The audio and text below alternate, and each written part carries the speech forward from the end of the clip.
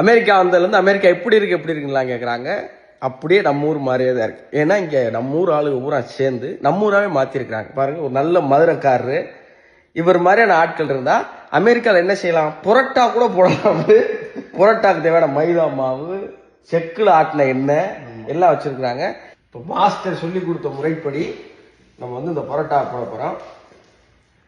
மதுரையிலிருந்து ராமநாதபுரத்துல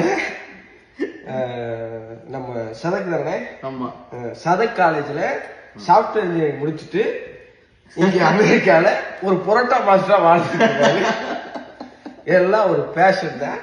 மாஸ்டர் சொல்லி கொடுத்த முறைப்படி நல்லா ஒரு 3/4 மணி நேரம் எண்ணெயில ஊற வச்ச மைதா மாவுகளை எடுத்து அப்படியே 4 விரல் ரொம்ப முக்கியம். பாகுபலியில வர ஸ்டெப்பா 4 விரல், 4 விரல் வந்து மேல, அப்புறம் 4 விரல் கீழே.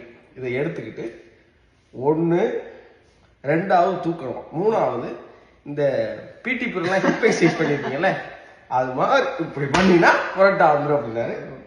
அதே போல நம்ம ஊர் புரோட்டா மாசெல்லாம் போடும்போது ஒன்றும் தெரியல, இப்பதான் அதோட அருமை புரியுது.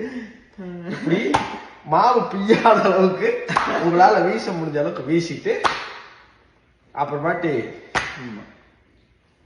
அப்படி எடுத்து அப்படி சுத்தி வச்சிட்டீங்கன்னா இதுதான் மதுரை புரோட்டா. இந்த மாதிரி செஞ்சுட்டு நம்ம சுருட்டினதை விட்டுட்டு உண்மையிலே மாஸ்டர் உருட்டினதை சுட்டு சாப்பிட்டா உடம்புக்கு நல்லா இருக்கும். அமெரிக்காவில் அமைக்கப்பட்ட அந்த மதுரை புரோட்டா கடைசியா வரட்டா அப்படின்னு கேட்டு வாய்க்குள்ள போகுது.